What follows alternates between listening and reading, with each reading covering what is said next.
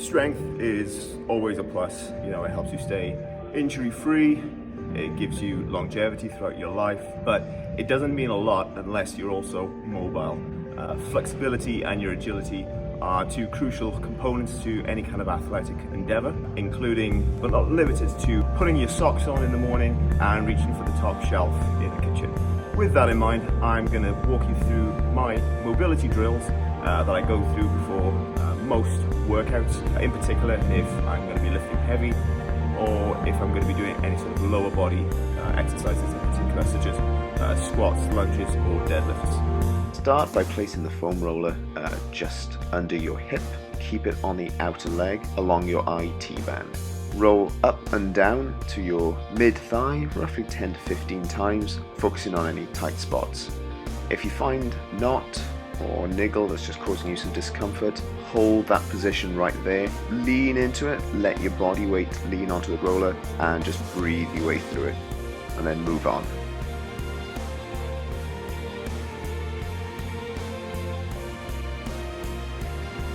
Repeat on both legs.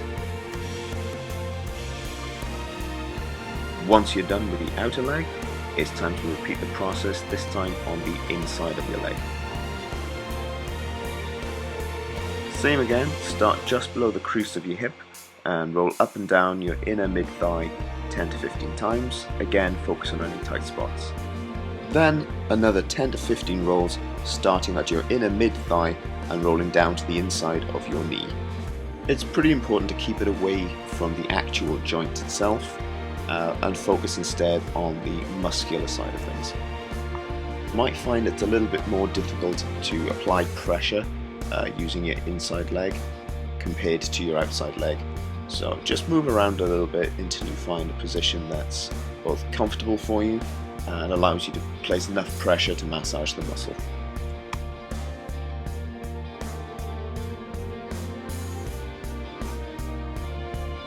Once again, repeat the process on the opposite leg. It's not uncommon to find that one side of your body is tighter than the other, or for you to find knots or tension points more in one location than the other. It's all down to how your body moves and your personal movement mechanics. Once you're done with both the inside and outside of your leg, it's time to move on to your glutes.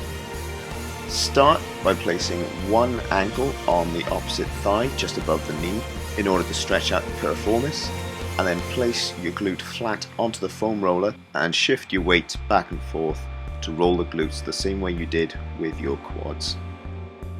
10 to 15 times should do it, and then you're going to swap sides. Make sure you even it out with the other glute.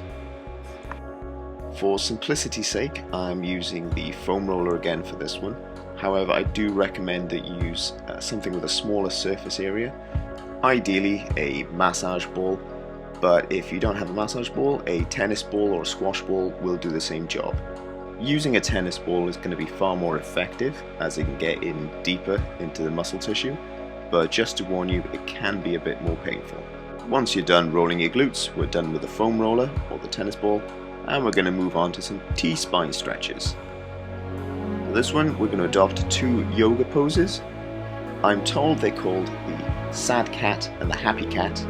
However, my friend has renamed them Angry Cat, Horny Cat, which seems far more appropriate. Make sure you lock your elbows in place so that you're moving your spine and your hips and nothing more.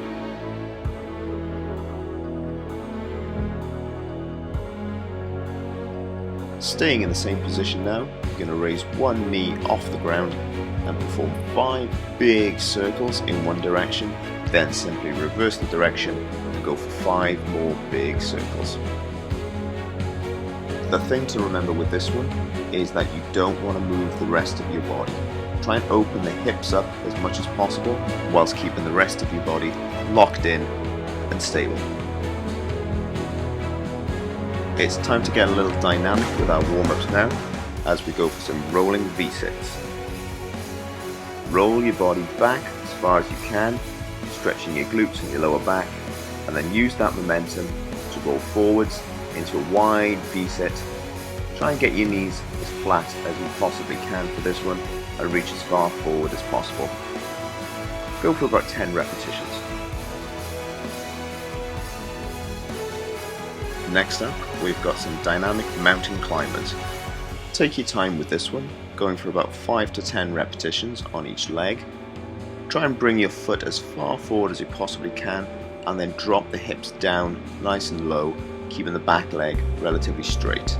The aim with this one is to stretch out your hip adductors as well as your hip flexors and to continue raising your core and muscular temperatures throughout your body. We're going to continue the work on the hip flexors, this time by getting into a kneeling position, one foot flat on the floor in front of you. Squeeze your glutes, drive your hips forward and reach back simultaneously.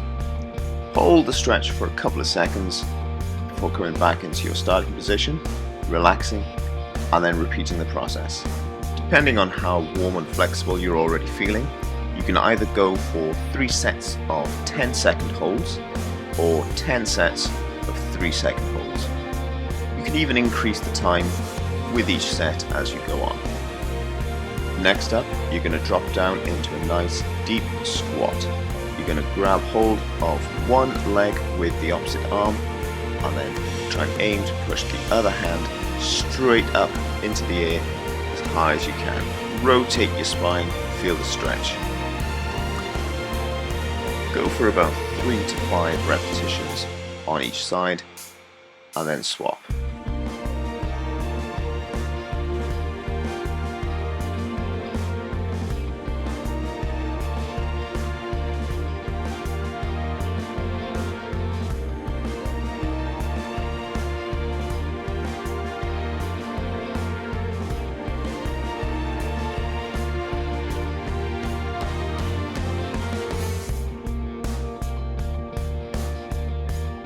Your final mobility exercise is going to be one for the shoulders. Simply link your fingers together as demonstrated in the video and rotate your hands around your head. Keep your core engaged as you're doing this to stop your rib cage from floating up and flexing your spine. And as your elbow passes over your head, try and point it right up at the ceiling. Maximize that stretch. Go for 5 to 10 in one direction and then 5 to 10 in the opposite direction. Shake your arms loose and give yourselves a big thumbs up. Go enjoy your workout.